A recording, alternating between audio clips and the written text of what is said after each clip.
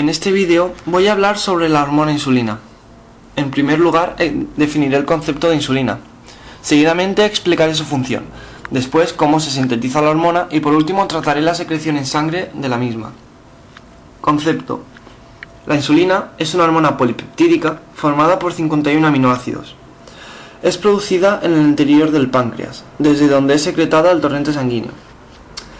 Dentro del páncreas, esta hormona se sintetiza en las llamadas células beta de los islotes de Langerhans, que son cúmulos de células secretoras. Entre estas células secretoras destacan 4. Las células beta son las que secretan la propia insulina. Las células alfa secretan el glucagón, una hormona encargada de la glucogénesis. Suele identificarse por ser la contraria a la insulina.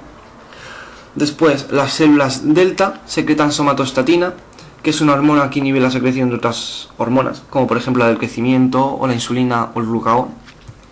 Y las células PP o F, que secretan el polipéptido pancreático. La función de la insulina. Bien, es necesario saber que las células del cuerpo necesitan energía para llevar a cabo todos los procesos metabólicos. Y esta energía la obtienen las células de la glucosa.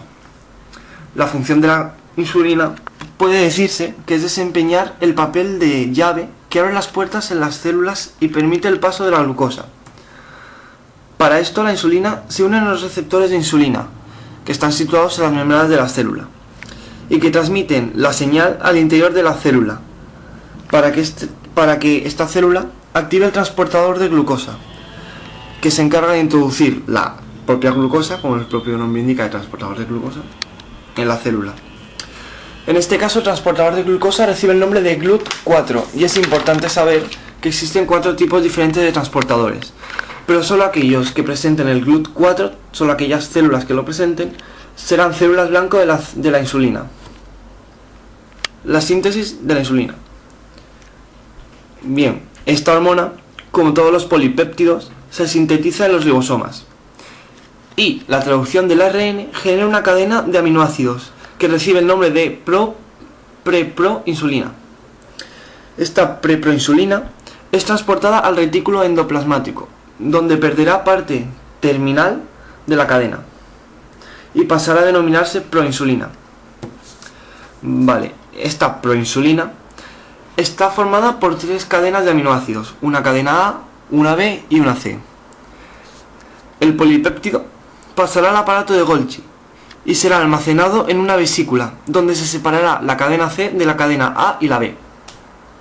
Bien, una vez en el interior de la vesícula, se produce la bajada del pH, debido a que la membrana de la vesícula presenta bombas de protones, que introducen protones de hidrógeno constantemente en el interior. El descenso de este pH estimula las enzimas peptidasas.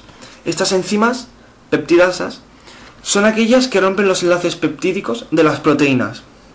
Y en este caso, las enzimas peptidasas específicas que separan la cadena C de la A y la B reciben el nombre de enzimas proteolíticos y se encargan de descindir estas 3 cadenas. Simultáneamente, las cadenas A y B se unen mediante unos puentes de difosfato, que también son llamados enlaces SS. Así, al final de este proceso, se obtiene por un lado una cadena C de aminoácidos y una cadena A y B que se encuentran unidas por enlaces SS. Esa es esta unión de la cadena A con la cadena B a lo que se conoce como insulina, la propia hormona.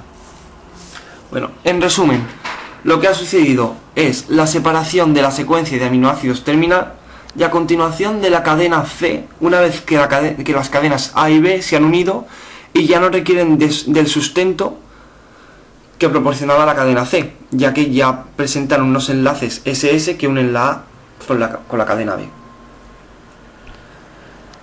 Liberación de la insulina en sangre. Normalmente, tras la ingestión, los niveles de glucemia, es decir, de la concentración de la glucosa en la sangre, aumentan. Este aumento es percibido por los transportadores de glucosa de las células beta del páncreas. Hay que recordar que es en estas células beta en las que se sintetiza la insulina. Bien, los transportadores de glucosa en estas células beta reciben el nombre de GLUT2. Hay que recordar que el GLUT4 era el transportador de glucosa localizado en las células diana de la insulina. Bien, pues entonces la glucosa entra en el interior de la célula beta y es transformada gracias a la actuación de una enzima, la enzima glucoquinasa, en glucosa 6-fosfato. ¿Para qué? Con el fin de evitar que la glucosa se difunda al exterior de la célula, ya que se le añade un grupo fosfato que impide que la atraviese la membrana plasmática celular. A continuación, esta glucosa 6-fosfato entrará en la respiración aerobia, dando lugar, entre otros elementos, a moléculas de ATP. Estos ATP serán utilizados para taponar los canales de potasio de la célula, impidiendo la salida al exterior de este elemento y propiciando por lo tanto que se acumulen en el interior de la célula. Como consecuencia de esta acumulación, ¿qué pasará? Se produce una despolarización de la membrana y los canales de calcio se abrirán. Este calcio se acumulará y provocará la activación de una proteína, de una enzima, la sinaptotogmina.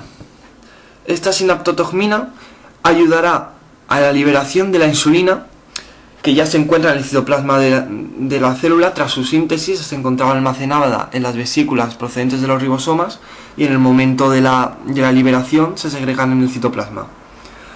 Y de esta forma la insulina es liberada al torrente sanguíneo y comienza a circular por los vasos sanguíneos en busca de células diana.